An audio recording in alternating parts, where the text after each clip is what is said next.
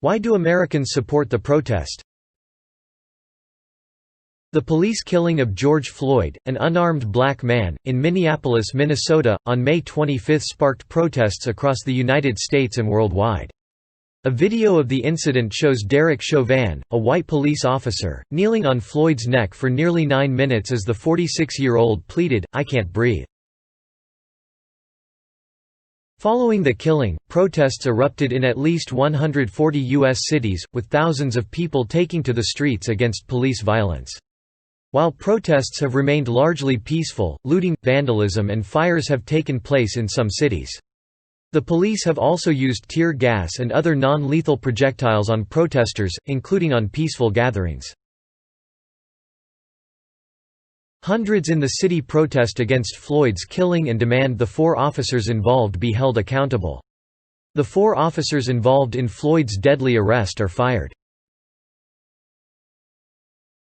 Protests against police brutality spread to other U.S. cities, including Memphis, Tennessee, Los Angeles, California, and Louisville, Kentucky, where 26-year-old Breonna Taylor was killed by white police months earlier.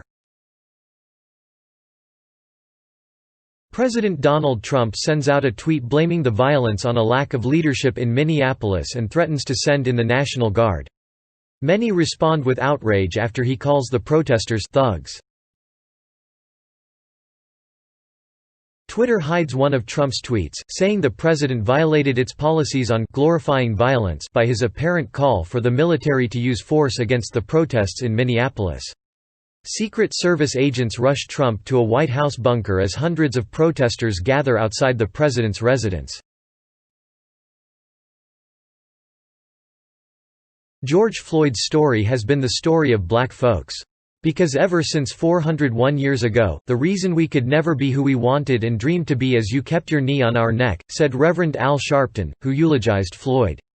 It's time for us to stand up in George's name and say, get your knee off our necks.